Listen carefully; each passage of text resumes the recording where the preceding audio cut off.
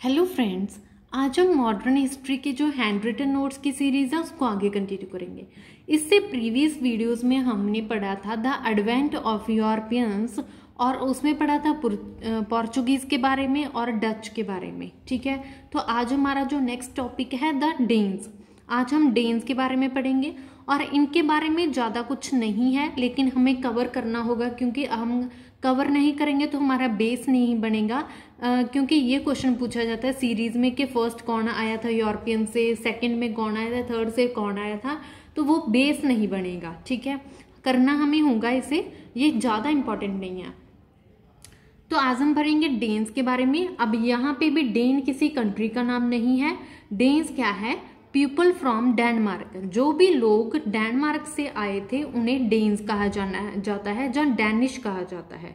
ठीक है, जैसे इंडियंस के लोगों को इंडिया के लोगों को इंडियंस कहा जाता है, डेनमार्क के लोगों को डेन्स कहा जाता है और नीदरलैंड के लोगों को डच कहा जाता है। ठीक है, अब डैनिश ईस्ट इंडिया कंपनी जो स्टैब्लिश्ड हुई थी 1616 में, 1616 में जो डैनिश ईस्ट इंडिया कंपनी की स्थापना हुई थी।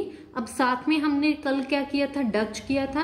तो आप मुझे डच की बताओ कि डच की कब ईस्ट इंडिया कंपनी की स्थापना कब हुई थी।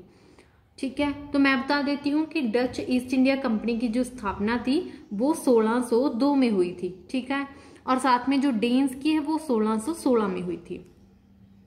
फर्स्ट फैक्ट्री जो कि ट्रैंकुबार तमिलनाडु में एस्टैब्लिश की गई थी 1620 में।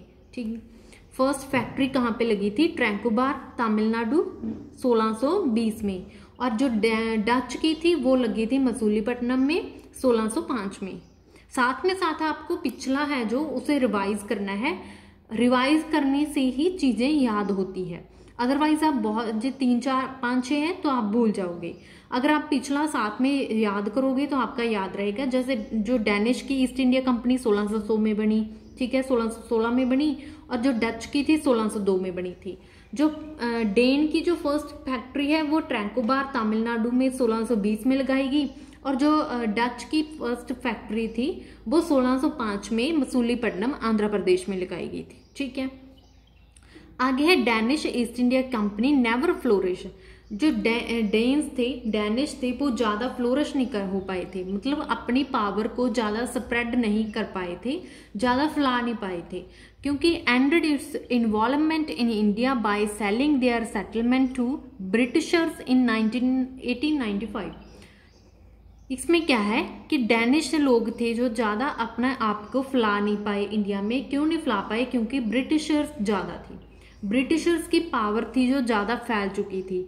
अब पहले क्या था? पोर्चुगीज चले गए, उसके बाद डच आए तो ब्रिटिशर्स ने डच को भी भगा दिया। ठीक है, क्योंकि इनका जो पावर थी वो ज्यादा राइज हो गई थी। और उसके बाद डेन आए तो डेन को भी ब्रिटिशर्स ने भगा दिया क्योंकि इनकी पावर ज्यादा हो गई थी और डेन अपने आप को ज्यादा फ्लोरिश नहीं कर पाए थे। आगे है पोजेशन क्या होता है कि इनका कितने साल तक ये रहे इंडिया में, जो डेन्स थे। तो डेन्स ने 225 साल तक इंडिया में जो रूल किया था। ठीक है, 225 साल तक ये इंडिया में रहे थे।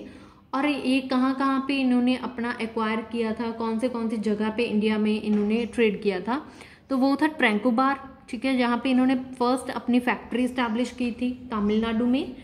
सेरमपुर था वेस्ट बंगाल में, और यहाँ पे इनका क्या था? हेडक्वार्टर था अंडमान निकोबार आइसलैंड पे। ठीक है, तो ये 3 मेन इनकी जगह थी, लोकेशंस थी जहाँ पे इन्होंने अपना काम किया था, ट्रेड किया था। डेन्स के बारे में ज़्यादा कुछ नहीं था, छोटी सी वीडियो थी और छोटा सा इनका टॉपिक था, क्योंकि इन ज़्यादा अपने आप को फ्लोरिश कर ही नहीं पाए, ज़्यादा कुछ कर ही नहीं पाए थे। ठीक है, तो अगर आपको वीडियो अच्छी लगे तो please like, share and subscribe my YouTube channel. Thank you.